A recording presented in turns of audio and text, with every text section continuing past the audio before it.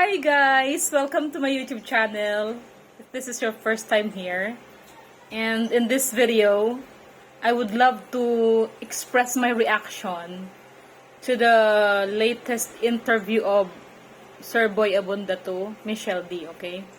So nalaman ko na ito pala si Michelle D is daughter of Melanie Marquez, okay? So napaka-busy ko bilang housewife. Kaya bihira na ako makapanood ng mga Miss Universe lately.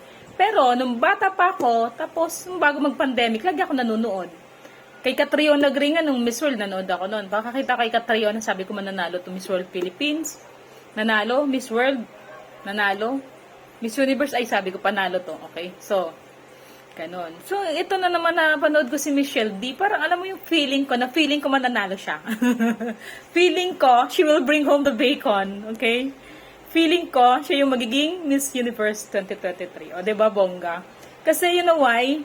During the interview of Boy Abunda to Michelle, napakagaling niya sa Q&A. Diba? Pinaghandaan talaga.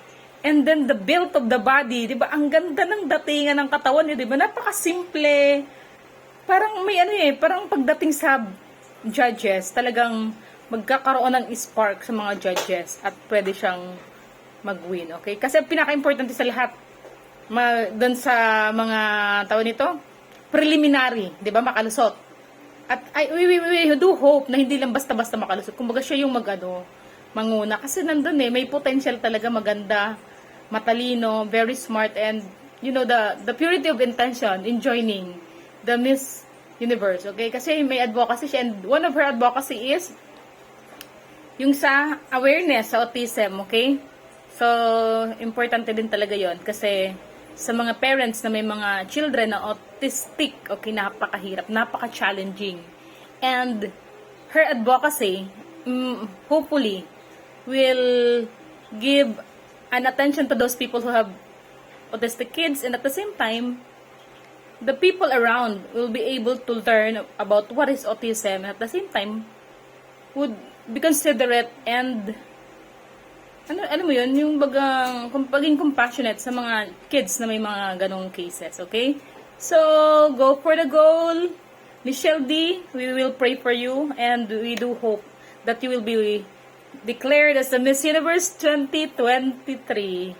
Kasi 'di ba, karangalan ng Miss Universe, karangalan ng buong Pilipino. And syempre, karangalan din ng kanyang mga magulang, 'di ba? So napakasarap na magkaroon ka ng anak na Miss Universe. Kaya nga sabi ko sa anak ko, nak, paglaki mo mag Miss Universe ka, okay? Kasi sabi ko, it's one of my greatest dream to have a Miss Universe na anak. Kasi sabi ko nga dati, gusto ko yung asawa ko magiging matangkad kasi yung anak ko magiging matangkad. And at the same time, pag matangkad yung anak ko, meron siyang chance na makasali sa mga pageant. Kasi 'di ba, we all know that pageant, one of the criteria para sa Miss Universe is yung matangkad. And at the same time, you should be smart and articulate and bright, of course.